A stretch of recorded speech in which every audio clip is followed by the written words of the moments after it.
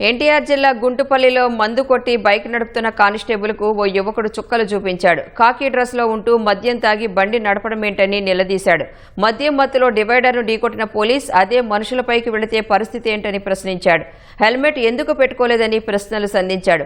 అంతలో అక్కడికి చేరుకున్న మరో కానిస్టేబుల్ యువకుడికి సర్ది చెప్పే ప్రయత్నం చేశారు.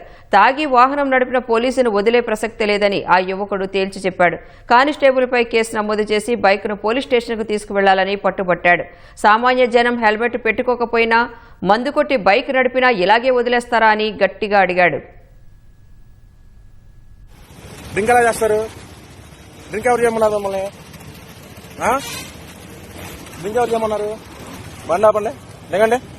మీరే పోలీసులు ఉండి హెల్మెట్ పెట్టుకోకుండా డ్రింకులు చేసి ఎవరిని కూడా చేద్దామని పోలీసు వాళ్ళ చేస్తే ఎట్లాగా డ్రింకింగ్ చేసి ఆయన గుర్తుకొని పడిపోయాడు. సరే పెడతాం. మీరే డ్రింకింగ్ డ్రైవ్ చేసి మీరే తోలితే మా మీద అలాగా వేలు కేసులు వేస్తున్నారు. హెల్మెట్ లేకుండా ఎలా చెప్తారండి? సిపి దగ్గర ఇస్తా కంప్లైంట్. ఇప్పుడు వెళ్తున్నా, విజయవాడ వెళ్తున్నా. మీ పేరేది? రేపు బ్యాచ్ పడిపోయింది చూడరా. ఏంటిది మీ వేలు కేసులు ఎక్కడండి? ఏంటి తాళెత్తారండి? పిఎస్ తీసుకెళ్ళండి, పిఎస్ కి.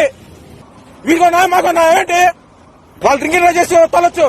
వేరే చచ్చిపోయాడు, ఇంకోరు రోడ్డు మీద పడిపోయాడు. మీ డ్యూటీ డ్రెస్ తీసి తాగాలండి. తాగనప్పుడు డ్యూటీ డ్రెస్ మీద ఎలా వేస్తారు మీరు? మీరు పోలీసులు అయితే మీరు మమ్మల్ని హెల్మెట్ లేకపోతే ఆపుతారేంటి?